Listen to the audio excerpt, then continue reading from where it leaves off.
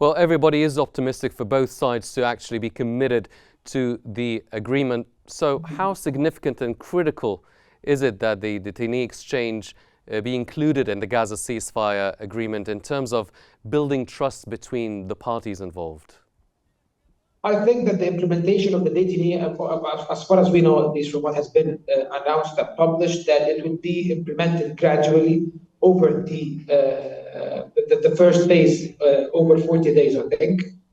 And it will witness the release of 33 Israeli detainees, old women and children, and the elderly and children, and also like all the women are among those 33, even those who have a military background, will be released. In return, a sizable amount of Palestinian prisoners of war will be released, including all of the children and the women that were detained by the Israeli occupation since October 7, 2023. The gradual implementation of this agreement in all of its phases, especially in terms of the detainee exchange, serves to build confidence, serves to keep both parties, especially the Israelis, committed, preserve their commitment to the implementation of this agreement. And I think one of the main motivations behind the change of heart of the United States, and especially the pressure from the incoming Trump administration,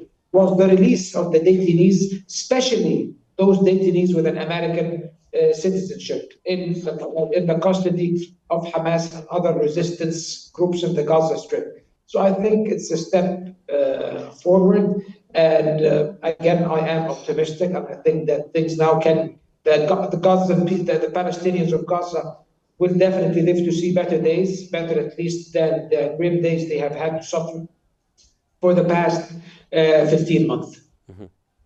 Well, everybody is optimistic, but as you've mentioned, Dr. Osman, before, that maybe also there should be some cautiousness regarding the whole process. So what measures are needed to ensure the return to calm and maintaining peace throughout the ceasefire period? And if the agreement or the ceasefire is interrupted by any chance, what are the steps to be followed afterwards?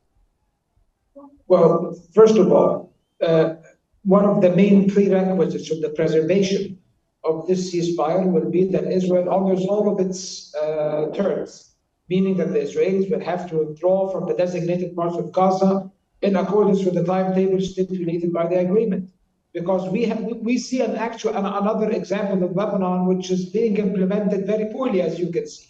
And the Israelis are even speaking of long-term maintaining a long-term presence inside southern Lebanon.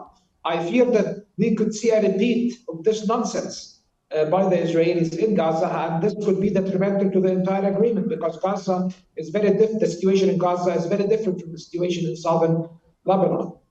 And an Israeli withdrawal from the entirety of the Gaza Strip after the expiration of all the phases of the agreement is essential. And if it doesn't happen, then this agreement there will be a risk that this agreement could collapse. Another thing is ensuring the complete facilitation of humanitarian aid in order to ensure that a sense of normalcy and the meeting of basic needs can be extended to the entirety of the Gaza Strip.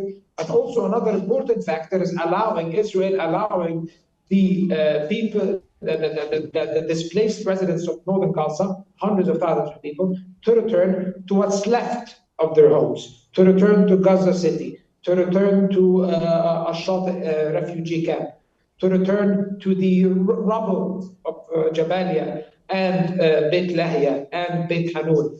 Will the Israelis honor all of these terms? The answer does not lie within the goodwill of the Israelis, because they possess none. It only lies on the amount of pressure that the United States and the other mediators and the international community and even the Arab countries as well are willing to exert on the Israelis in order for them to honor that. Egypt is pressuring very hard and has been pressuring very hard towards a settlement and towards peace since the beginning of this war. Other Arab stakeholders have been doing the same. The United States, however, which is the most important actor because they are the patron of Israel, basically, has a very poor record in this regard. So maybe the Trump administration now has shown very good signs. They caught us off guard. Trump, as always, a very unpredictable president. In the amount of pressure he actually exerted on the Israelis, showing that the United States can actually direct and contain and control Israeli behavior and conduct and policies if they want to. I think it will depend on the United States, Trump's United States willingness to implement this agreement in its entirety.